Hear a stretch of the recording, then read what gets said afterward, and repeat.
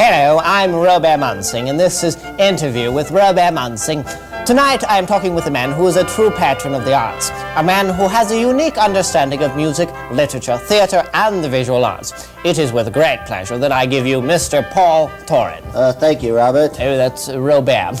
Anyway, it's awfully nice to have you here tonight, and I'd like to start off by giving our audience a little background on you. Now, where exactly were you educated? Well, I completed my graduate work at Yale and finished my doctorate at Cambridge. Now, let's discuss your theater background a bit, What? shall we? Well, let's go on to some of the American stage's lighter plays, some of the musicals, such as Natalie Needs a Nightie. Well, I guess that Mr. Torren had to take care of something, or tend to matters, as it were. Is everything all right, Mr. Torren? Oh, yes, of course. Everything's fine. Oh, well, shall we continue? Oh, by all means, yes. Yes, well, in addition to the show I mentioned earlier, you've written essays on such works as Miller's Death of a Salesman, in which you state... I say, this is getting annoying. Is there anything wrong, Mr. Torren? No, nothing wrong at all. Why do you ask?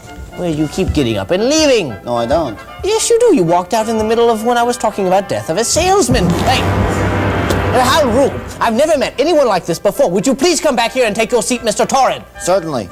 Where were we? Well, I was asking you why you keep walking off the set like you do. I never do that. You do too. Now, this is totally called for. Now, let's move on. Let's talk about your views on Shakespeare's Hamlet, which was published in 19... Oh, for God's sakes, not again. Why do you keep leaving? Come back here this instant. Sorry, is anything wrong? Is anything wrong? You keep walking off the set, that's all. No, I don't. You do too. Every time I mention the title of a play, you leave. That's preposterous. I'd never do such a thing. And besides, what play have you mentioned? What plays have I mentioned? Well, I was just about to bring up Cat on a Hot Tin Roof by Tennessee Williams Webber.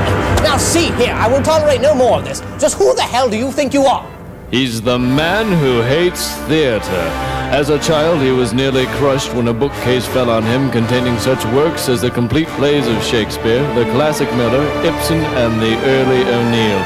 From that moment on, he vowed to never allow theater to exist in his presence. And it won't either. The Man Who Hates Theater, coming soon to a... No, don't say it.